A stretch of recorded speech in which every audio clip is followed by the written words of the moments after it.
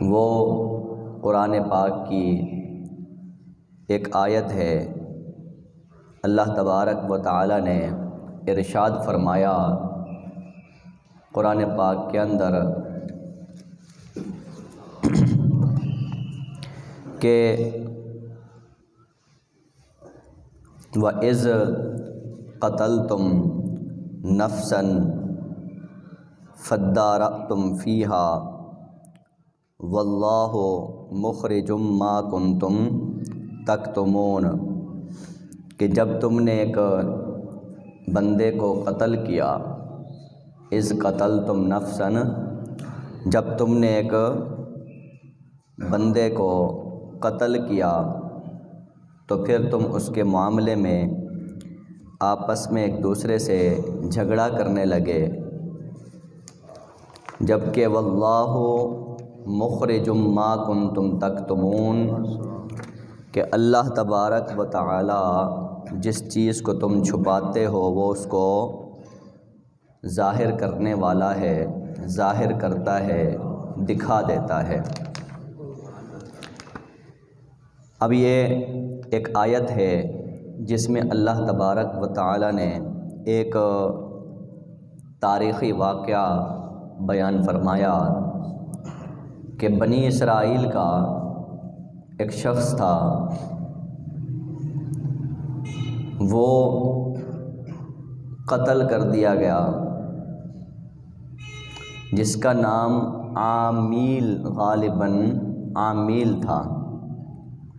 عامیل تو اس کو جو ہے وہ اس کے چاچا نے جو ہے وہ چاچا کے بیٹے نے اس کو جو ہے وہ قتل کر دیا، اور قتل کرنے کے بعد اب قتل کے الزام سے بچنے کے لیے اس نے کیا کیا کہ جو لاش تھی نا، لاش وہ اٹھائی اور جا کے رات کے اندھیرے میں دوسری بستی والوں کے دروازے پر پھینک آیا، ان کی حدود میں، ان کی بستی کے اندر سمجھیں پھینک آیا۔ اب اس نے اپنے چچا زاد کو کیوں قتل کیا تھا تو اس کے بارے میں آتا ہے کہ وہ کافی دولت مند تھا، اس کے پاس دولت تھی اور وہ اپنے والد کا اکلوتا وارث تھا، ایک ہی بیٹا تھا، تو اس کو اس کے ذہن میں آیا کہ اگر میں اس کو قتل کر دوں تو یقیناً مجھے بہت کچھ پیسہ ملے گا، دولت اس کے پاس آ جانی تھی، تو اس نے دولت کی لالچ میں اپنے چچا زاد بھائی کو قتل کر دیا۔ اب قرآن اس واقعے کو بیان کر رہا ہے کہ فَادَّارَأْتُمْ فِيهَا، اب ہوا یوں کہ جب انہوں نے اس کو قتل کیا، عامیل بن شرحبیل غالباً نام تھا اس کا، تو اس کے چچا زاد نے راتوں رات کیا کیا، اس کی لاش کو اٹھایا اور پھر دوسری بستی میں جو ہے وہ پھینک کے آ گیا۔ اب جب صبح ہوئی تو ان لوگوں نے لاش دیکھی اپنی بستی کے اندر، لاش بھی دوسرے قبیلے کی، دوسری بستی کی، وہ لوگ پریشان ہو گئے، پریشان ہونا بنتا تھا کہ یہ کیا ہو گیا۔ تو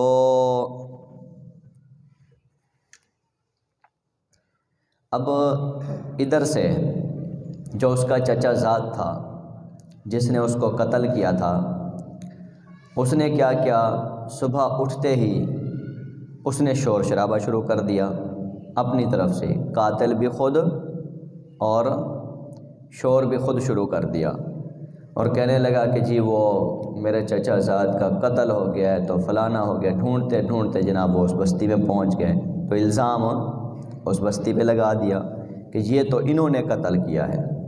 خود کو بچانے اور چھپانے کے لیے، یہ تو انہوں نے قتل کیا ہے۔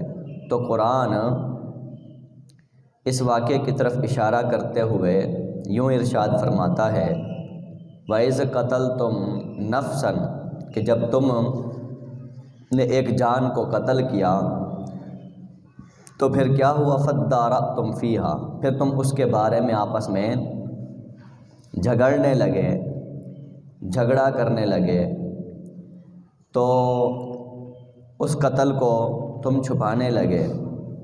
اب اللہ تبارک و تعالیٰ کا معاملہ یہ ہے کہ اللہ فرما رہا ہے کہ واللہ مخرج ما کنتم تکتمون، کہ اللہ تبارک و تعالیٰ کا معاملہ یہ ہے کہ تم جس بھی چیز کو چھپاؤ گے اللہ اسے بتائے گا۔ تم جتنے پردے ڈال لو اللہ تبارک و تعالیٰ اسے بتا کے رہے گا۔ تو اس کے اوپر تو میں بعد میں آتا ہوں، پہلے ہم وہ واقعہ بیان کر لیتے ہیں۔ تو ان بستی والوں نے کیا کیا، وہ حضرت موسیٰ علیہ السلام کے پاس پہنچ گئے۔ اس وقت حضرت موسیٰ علیہ السلام پیغمبر تھے، تو انہوں نے حضرت موسیٰ علیہ السلام سے عرض کی کہ اللہ کے نبی پیغمبر، آپ اللہ کے نبی ہیں، یہ قتل ہم نے نہیں کیا، یہ تو ہم پر کھلم کھلا الزام آ رہا ہے، ہمارا بندہ ناحق مارا جائے گا۔ تو آپ ایسا کریں کہ آپ اللہ تبارک و تعالیٰ سے دعا کریں کہ وہ اس واقعے کی حقیقت بیان کرے۔ حقیقت کیا ہے؟ آپ پر تو وحی آ سکتی ہے، اللہ تبارک و تعالیٰ آپ کو بتا سکتا ہے، اللہ تعالیٰ بتائے گا۔ تو آپ اللہ سے دعا کریں کہ اس معاملے کی کیا حقیقت ہے کہ کس نے قتل کیا ہے۔ تو اللہ کے پیغمبر حضرت موسیٰ علیہ السلام نے دعا کی اللہ تعالیٰ سے کہ اللہ پاک یہ کیا راز بن گیا ہے کہ قتل جو ہے وہ فلاں بستی کا ہوتا ہے اور ملتا دوسری بستی سے ہے، اور دوسری بستی والے تسلیم کرنے سے بھی انکار کر دیتے ہیں کہ ہم نے تو اس کو قتل کیا ہی نہیں ہے۔ تو یا اللہ پاک اس واقعے کی تو حقیقت بیان فرما کہ اس قتل کو اب کیسے جو ہے وہ تلاش کیا جائے۔ اللہ کی طرف سے وحی آئی کہ فَقُلْنَا، ہم نے کہا اضربوہ ببعضھا، اللہ کی طرف سے وحی آئی کہ ایک گائے ذبح کرو۔ کیا کرو؟ ایک گائے ذبح کرو، اور پھر اضربوہ ببعضھا، وہ گائے ذبح کر کے اس گائے کا کچھ حصہ اس مقتول کو مارو۔ کچھ نے کہا کہ وہ زبان تھی، کچھ نے کہا دم کا وہ ایک گوشت کا ٹکڑا ہے، اور کچھ نے کیا بھئی ایسے گوشت کی کوئی بوٹی اس گائے میں سے لو، اس مقتول کے ساتھ لگاؤ تو یہ مقتول زندہ ہو جائے گا، اور زندہ ہو کر یہ اپنے قاتل کا نام اور پتہ بتا دے گا۔ یہ اللہ تبارک و تعالیٰ کے راز ہیں، اللہ تبارک و تعالیٰ کے معاملات ہیں۔ تو پھر وہ ایک واقعہ یوں لمبا چوڑا ہو جاتا ہے کہ وہ پھر ایسا ہوا کہ وہ گائے لینے کے لیے گئے، تو گائے کس طرح ملی، گائے کس طرح خریدی گئی، گائے کس کی تھی، وہ ایک تاریخی اور بہت دلچسپ واقعہ ہے۔ ابھی ہم اس کی طرف نہیں جا رہے، لیکن ہم خلاصتاً بتا دیتا ہوں کہ گائے لائی گئی، اس کو ذبح کیا گیا۔ اب ذبح کرنے کے بعد انہوں نے جیسے ہی اس گائے کا ایک حصہ، کوئی گوشت کا ٹکڑا اس مقتول کو لگایا تو وہ مقتول زندہ بھی ہو گیا، اور زندہ ہونے کے بعد اس نے اپنے قاتل کا پتہ بتایا، اور بتایا کہ یہی اس کا چچا زاد بھائی اس کا قاتل ہے، اور اس نے دولت کی وجہ سے جو ہے وہ اسے قتل کر دیا تھا۔ تو اب وہ بستی والے الزام سے بری ہو گئے، ادھر جو ہے وہ جو اصل قاتل تھا وہ گرفتار ہوا، اسے سزا ہوئی۔ اب یہاں پر دو روایتیں آتی ہیں، کچھ یہ کہتے ہیں کہ جی وہ جو مقتول تھا جب وہ زندہ ہوا تو اپنے قاتل کا نام بتانے کے بعد پھر فوت ہو گیا۔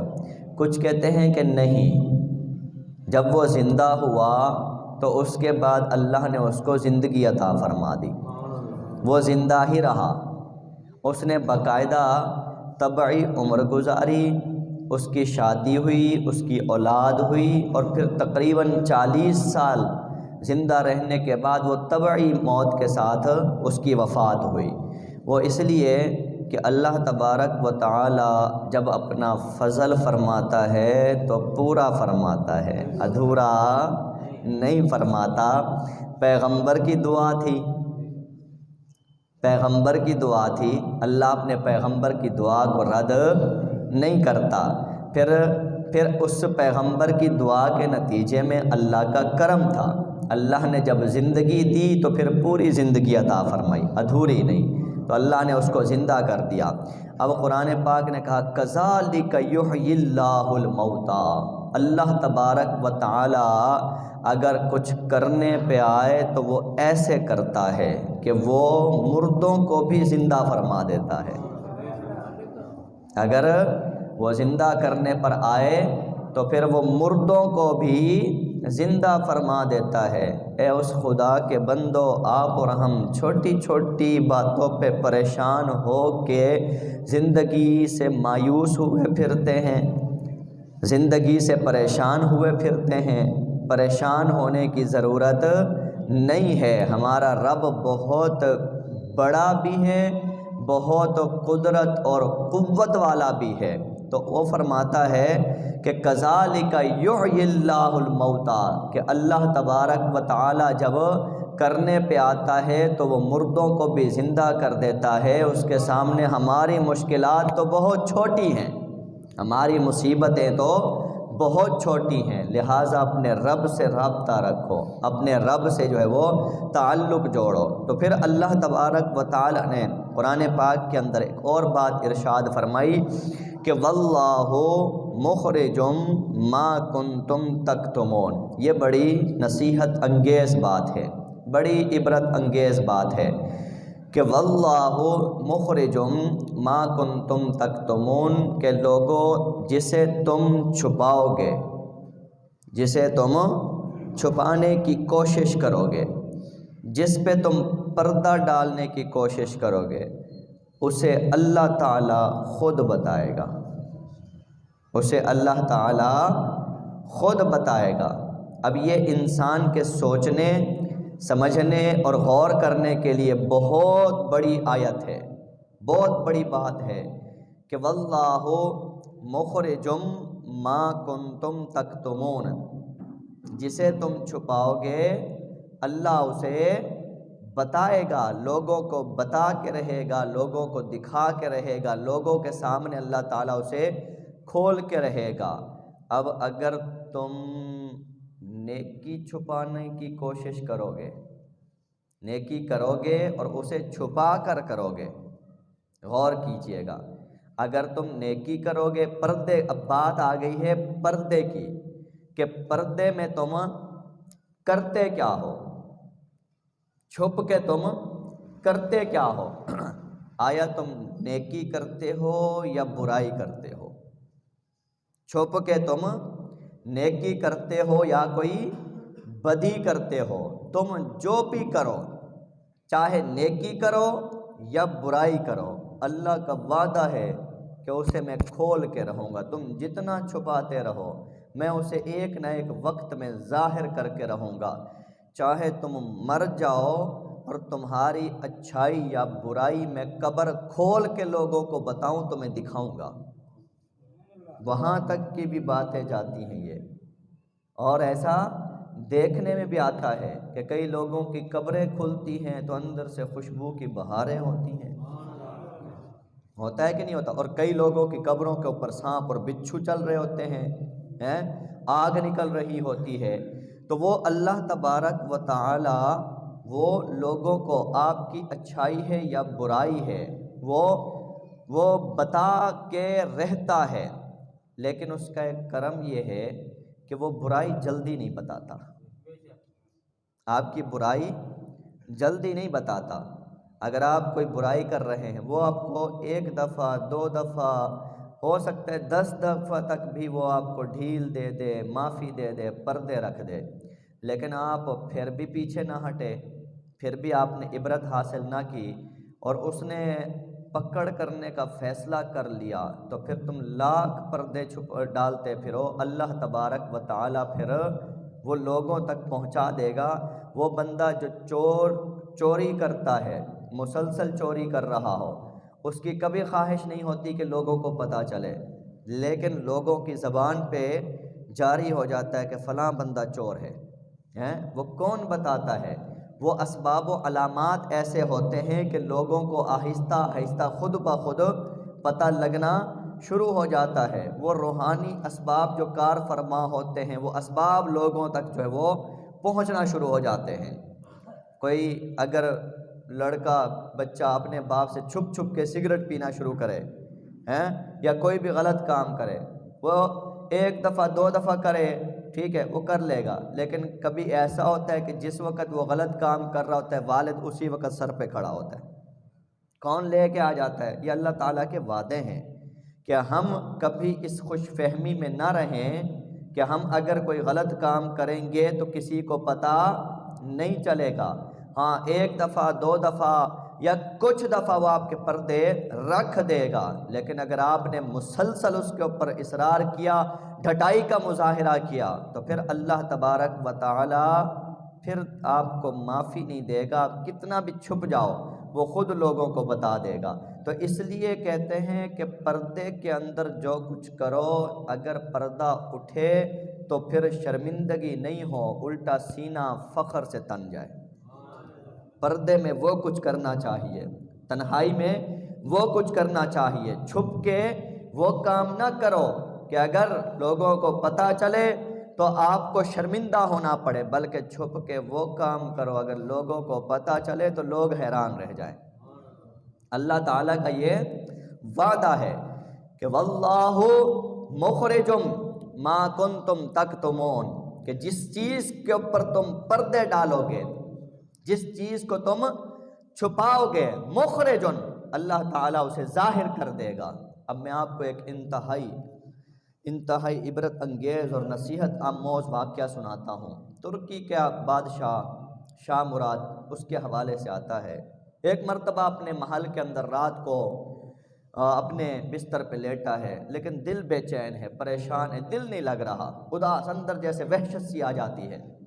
اپنے پروٹوکول آفیسر کو بلایا، سیکیورٹی آفیسر کو، اور کہا جی ذرا بندوبست کرو، آؤ شہر کا دورہ کر کے آتے ہیں، ایسے گھوم پھر کے آتے ہیں کہ شہر میں کیا ہو رہا ہے۔ دل نہیں لگ رہا محل کے اندر۔ اب جی وہ انتظام ہو گیا، بندوبست ہو گیا، بادشاہ چلتے چلتے باہر گلیوں کے اندر گھومتے گھماتے وہ شہر کا، وہ جو شہر پہلے قلعوں میں شہر ہوتے تھے نا، قلعے بنے ہوتے تھے، وہ قلعے کے دروازے پر پہنچ گیا۔ دروازے پر پہنچا تو دیکھا کہ دروازے کے کنارے ایک بندے کی لاش پڑی ہوئی ہے، بندہ ایک مرا پڑا ہے۔ تو بادشاہ نے کہا کہ یہ کیا مسئلہ ہے؟ یہ بندہ، اس کی لاش اور یوں بے گور و کفن پڑی ہے، اس کو دفنایا کیوں نہیں گیا؟